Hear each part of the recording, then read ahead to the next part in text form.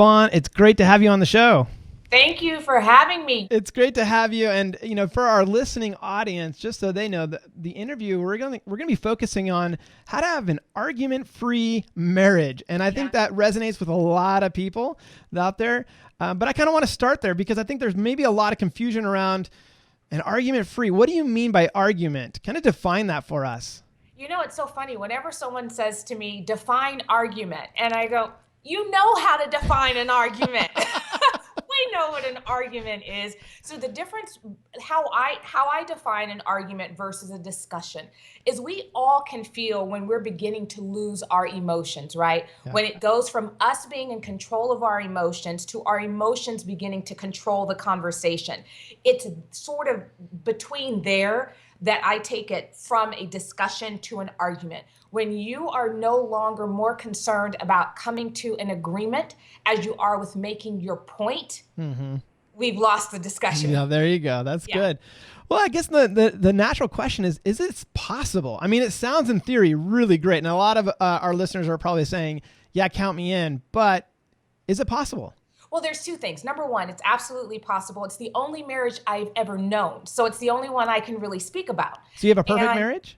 Perfect is different from argument-free. Okay. Right? You can't have two imperfect human beings come together and create anything perfect. Yeah.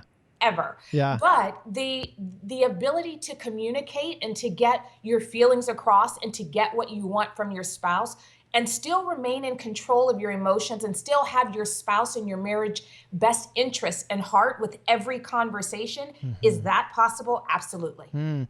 So I think one of the things that I was thinking about is there must be a difference between an argument and conflict, because I think oftentimes conflict, if it's managed correctly, the opportunity for greater intimacy, greater passion, commitment can flow from conflict. But most couples, they don't know how to manage that conflict and it turns into an argument. Well, here's the thing is you have a lot of different conflicts in life.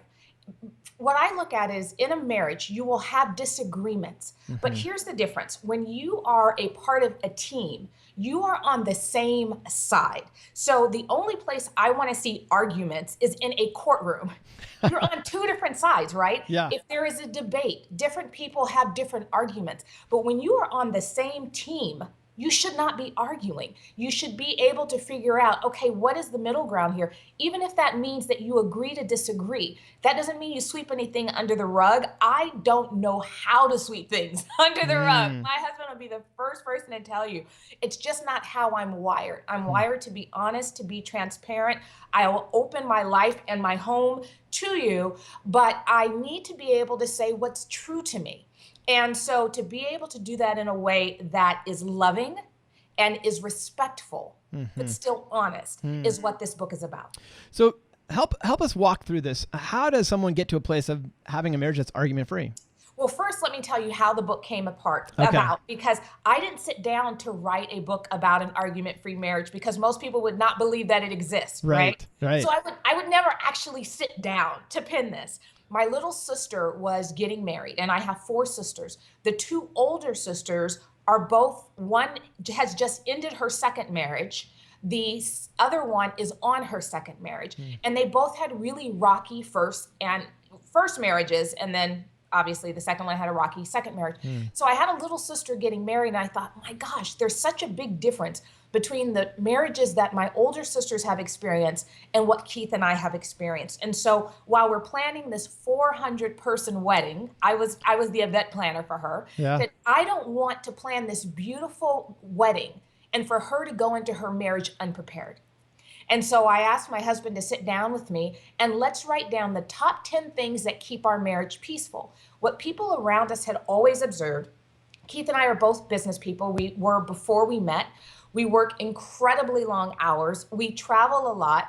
And our lives, if you were to look at it on paper, you would think if 2 people are going to argue, it's these 2 people. He comes from a broken home where his father was definitely not the best of people. Papa was a Rolling Stone for sure. And then I come from a home of marriage counselors where we went to church every single Sunday. That was until I left home at the age of 15. Because I wasn't too into religion. So we come from 2 very, very backgrounds where really we should have been arguing from day one. Yeah. But we did a lot of work before we got married. We didn't come into this marriage expecting the other person to make us whole. So with my little sister, I said, okay, babe, everyone recognizes that we should argue technically, but we don't. We figured out a way to communicate and to communicate well. So what are our top 10 things that we do? And it was during writing those out, what was supposed to just be a list, we realized there were 28 things that we did regularly that we never even recognized that we did until we took the time to write it down for my sister. So those 28, give our listeners, like, what are the top, I don't know, maybe it's the top 10, maybe it's the top 5. I don't. Yeah. Well, it's hard to unpack it that way, but okay. I would say the most important thing is to stick to the original emotion. So for you and for your listeners, if you think about the last time you were in an argument with your spouse, just like think about it, don't get mad about it. Mm-hmm. But if you think about it, if I were to say, how did you feel in that moment? Most people would respond and say, I was angry, I was mad, and they'd have this whole list of things. But here's the thing, that's not the original emotion. The original emotion is always a place of vulnerability. This starts from when we were a child. So it is, you are hurt, you are disappointed, you are afraid, you are sad. And so what we do when we go from discussion to argument is we go from a place of vulnerability to a place of covering up that vulnerability with a defensive response. So when people get into arguments, it's the defensive response that is actually talking, not the person's heart. Interesting. So what this book does is it helps people to get to a place where they even understand how to communicate from the heart. Most people weren't taught that. Most people don't even understand that concept of remaining vulnerable. So if you go back to that same argument where it was a blowout, going back and forth, slamming doors, whatever it was, or even the silent treatment, some people go the opposite way. Yep. If you go back to that and say, how would that have been different if I had just paused and said, you hurt me. I was afraid. You disappointed me. It brings the tone of the conversation down, not just the tone in terms of how loud you're speaking, because some people argue very softly. Right. Yes. By the tone, I mean the heart tone. Yeah. It brings the heart tone down to speaking to a place where God speaks to us. He doesn't yell at us. He doesn't get angry with us like that. He speaks to us even from a place of vulnerability. So learning how to then take what we hear, how God speaks to us, and then speaking to our spouse in that same manner. So, and I think that's, I mean, it sounds like what's core to this whole thing is vulnerability. 100%. And for a lot of people, that's tough to do in a very high conflict relationship. Yeah. Because I don't trust my heart with someone else. Pin in that. Okay. That's the bigger issue. Yeah. Vulnerability, because you cannot be vulnerable with someone you don't trust. So here's the heart of the issue. Okay. Is if you do not trust your spouse, not only is an argument-free marriage impossible, your marriage is almost impossible because you cannot walk this road of life with a partner you do not trust has your back. Mm-hmm. So before you get to a book like this, if you can't say you trust your spouse, I would start with a different book. You're not at this booklet. Let's put books on levels. You're not on this level. Yeah, I'm so glad that you pointed that out, because I do think that that's a prerequisite to what you're talking about. Yes. Right? You can't walk this out if you don't have that trust factor going. Yes. Do you address that though in your book? I mean, how does someone regain the trust? Yeah. I don't address here is where we start in the book. We start by saying there are only one type of couple who this will work for. And that is a couple in which both want and desire to have an argument-free, or at the very least, an argue-less marriage. Mm-hmm. So we have to start there. If it's just one side of this table who wants it, not good enough. It's not going to work. Mm-hmm. And then you have to get to a place where you trust each other. I can't really resolve that because there's too many reasons why people lose trust. A lot of variables. So that, I would say, counselor. Yeah. So let's go with the premise that the trust is there in the relationship. Yes. And I'm just thinking about, I can think about my own personal life in that there's oftentimes you see this stuff coming, like, right? You know that it's approaching the argument. There's certain topics that when they come up, lend themselves from discussion to argument very quickly. Yes. How does someone stay in the preventative mode before it gets into the argument mode? I guess as you're rolling through these discussions and you know that it's coming, what are some helpful strategies? Law of acceleration. So I don't know where that is in the book, maybe the 3rd or 4th chapter. Right.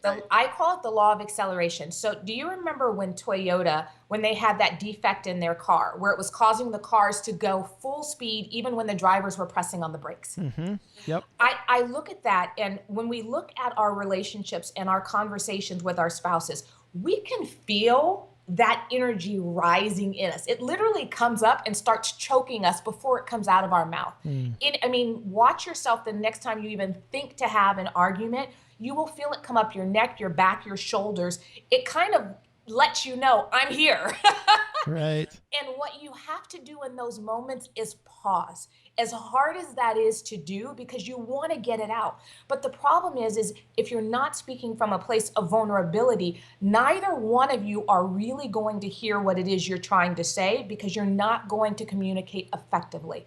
So what this book does is it teaches you how to pause in those moments before it rises and comes out of your mouth, to pause it while it's still somewhere here around your chest, and to sit back.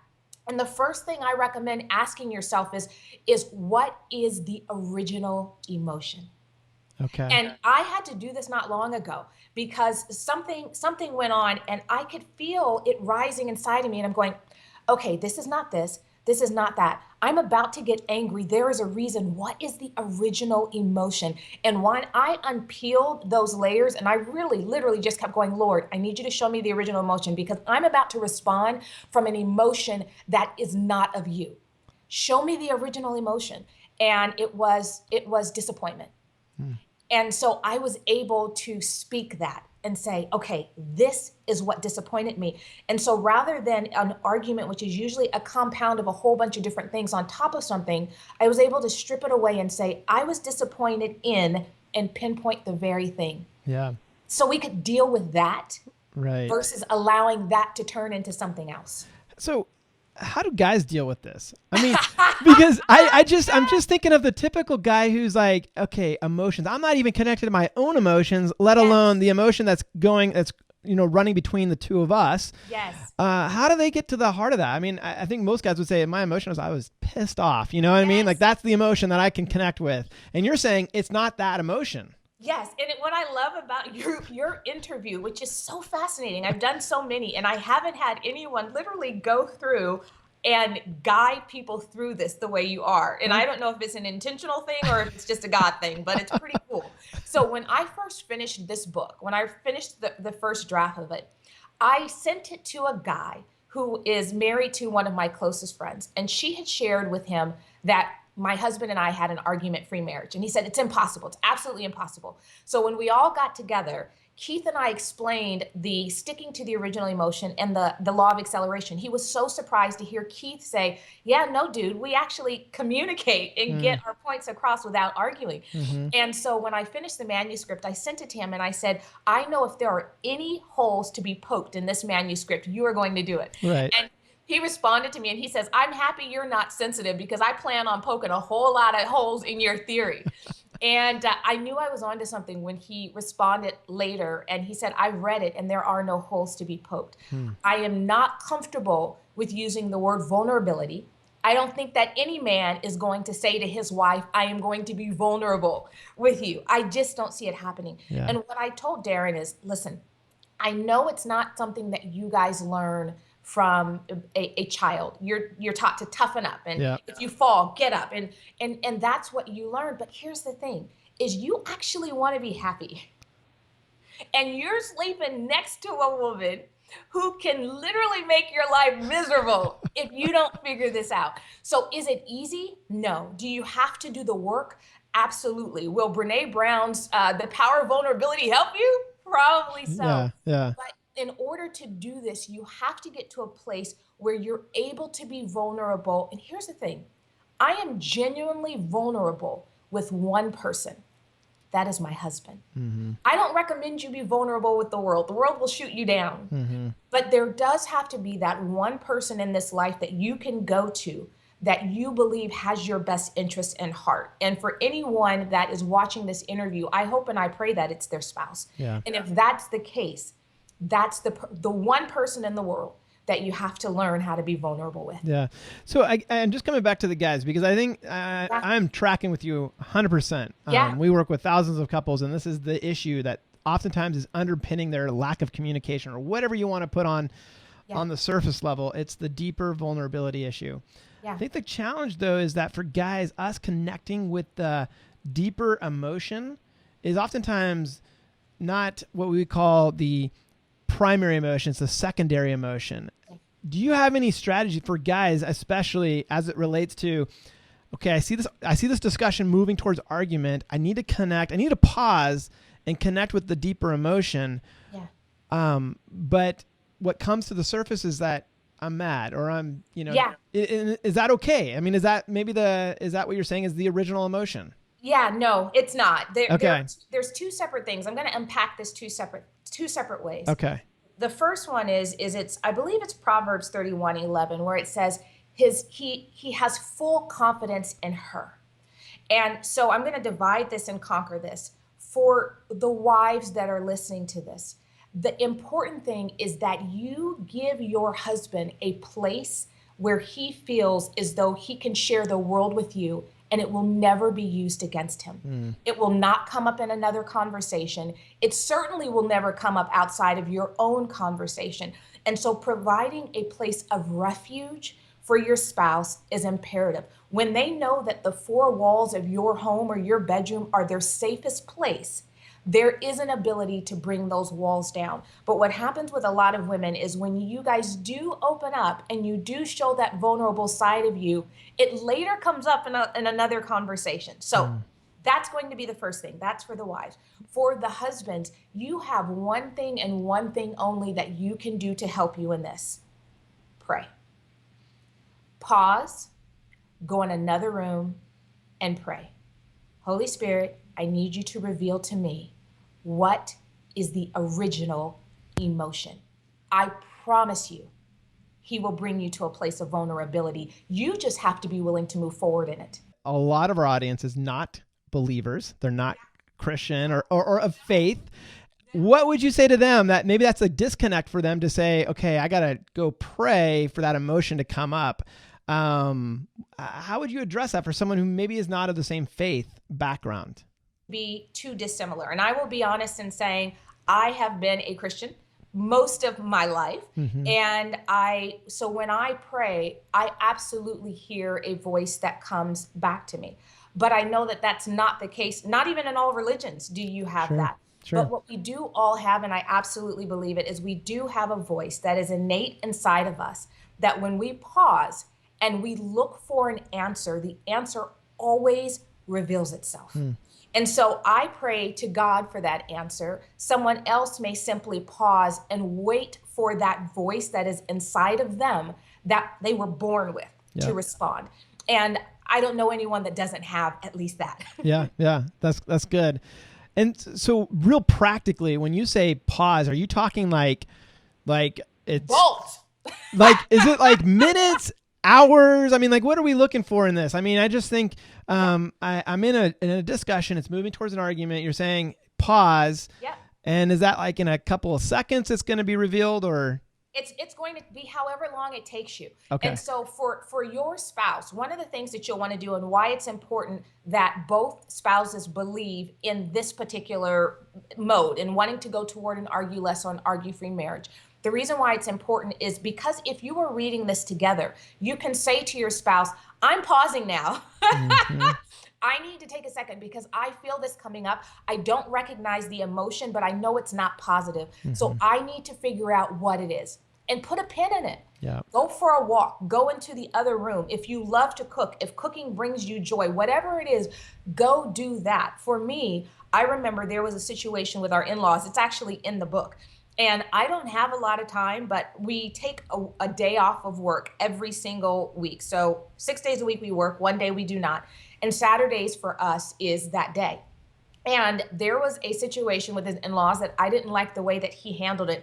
I could feel it rising in me, and I could feel that fire was about to come out. I literally put up my tennis shoes and bolted out the front door and decided to walk until those emotions had come down to a place where I could talk to him from a place of vulnerability. And I mean, I hate to say it, but I walked through 2 cities before I made myself my way back home. I don't recommend that, but let me tell you what that did do for us is, number one, it's never happened again because we figured out how to shorten that time frame. But what it also did is it showed my husband that I was so committed to being able to have conversations from a place of vulnerability that from that moment forward, that was probably 11 years ago, from that moment forward, we have been so consistent. And whenever we feel those emotions rising up, to pause and say, I need this space for a second. I love you. I need this space for a second. So I'm just going to ask you to be vulnerable here since we're on the topic of vulnerable. Would you mind walking that out for our listeners in terms of you came back and what it would have been an argument, you were able to be vulnerable, and how did you approach that? Because I think a lot of what you're talking about is how we communicate that vulnerability can either trigger the side of an argument or a side of let's continue this in the mode of discussion. Absolutely. I will tell you what I did is when I walked out of the door, I said to myself, I am not coming back until I can speak from a place of vulnerability. But for the first hour, hour, there was nonstop jabs. So I have this in this chapter, and it's in here on the law of acceleration. I walk you through exactly what I went through that day. And as I was walking down the streets, the voices kept getting louder about how right I was and how wrong he was. And every reason for why he was wrong just kept coming full. I mean, it was just coming faster than I could counter it. And it took a while before I actually got them calm enough. And I called him on the phone and I said, I love you. I'm going to keep walking. And I kept walking. And I finally, when I walked through the door, I walked in and he was standing there. And I have to tell you, and this is for most men, this will happen. He looked broken. And for most men, I don't know any man who doesn't genuinely want to please their spouse. Even when they're doing the wrong thing, they really, in their heart of hearts, want to make their spouse happy. I've never met one that doesn't want that. And when I walked through, he looked broken. And when I walked through, I looked broken. And I just walked over to him. I didn't say a word. I just put my arms around him. He put his arms around me. And I think that we probably held each other for a good couple minutes before either of us said the first word. And he was the one to say the first word, which was, I'm sorry. And what came after that was, I was hurt. And I felt like you took your parents' side on this. And this is why I was hurt. And so I was able to say it. And as I spoke it out in that manner, the hurt began to dissipate because I could see in his eyes, he had no intention of hurting me. He wasn't trying to. And I think across the board, that's going to be the case more often than not. We're not trying to hurt our spouse. We just don't know how to communicate. Yep. Well, and you talk about the defensive mode that of protection really is what we're accustomed to putting forth. None of us want to be hurt, and nor do we want to hurt our spouse. But at the end of the day, we're hardwired to protect ourselves. Absolutely. And so unless we have a different way to be able to do that, which is what you're talking about, it's so powerful. So are there certain things from a communication standpoint? I'm just thinking, again, is it a script or is it starting with an I statement or, as you're beginning to move into that vulnerability that can go a long way in the end result, which is an argument-free or argument-less marriage?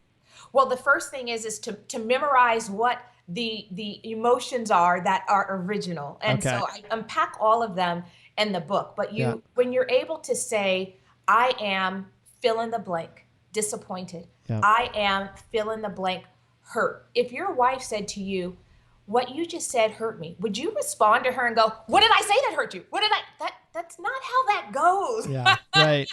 It's when your spouse says, you just, it's attack sort of brings on attack. Yeah. But when one of the spouses pulls back and recognizes the original emotion and speaks from that place and starts with, I am, where if you paused and took a walk, I was. When you start there, it starts the conversation from a place of vulnerability, and you're able to continue in that place until you come to a resolution. Yeah. And here's the thing, is sometimes we're wrong.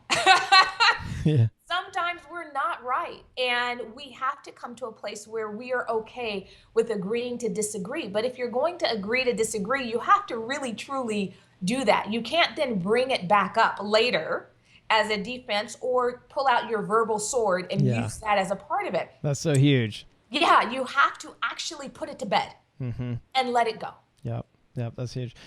Well, as you're explaining all this, I'm just thinking of that one person who really, really longs for this, but they haven't yet got their spouse on board or their partner on board with this. Yeah. Is there hope for them? What would you say to them? There's hope for them. The only thing I could say is right now you can begin the process. And what you can tell your spouse is I'm reading this book. This is really changing how I want to communicate. Now, the author says that this only works if it's the both of us, but I'm going to give it a try. Mm-hmm. All you can do is give it a try and see if that works. But the hard part is if your spouse does not understand this place of vulnerability and what that means. And maybe you just have them read those 2 chapters, well, 3 chapters, the law of acceleration, stick to the original emotion. And then there's 1 chapter that's a bonus chapter from my husband. And it is the 2 words that he will recommend to every spouse that wants to do this. And that is to presume innocence. That's where you start. In any of these conversations, presume that your spouse loves you and isn't hurting you intentionally. Yeah. Presume that your spouse wants to be able to communicate to you how they feel, no matter how they're doing it. And when you presume innocence, even when their response isn't what you want, then you start looking for the good in them. Yeah. Maybe not in their response. Yes.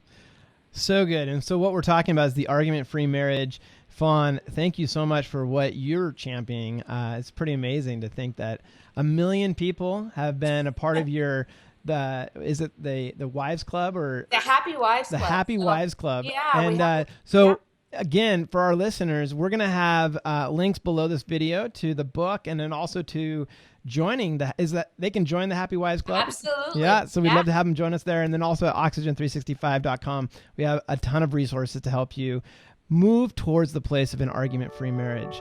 Fawn, thank you so much for being on the show. Thank you, Noel. It's great to have you, and the best to you and your husband. Thank you. Same to you.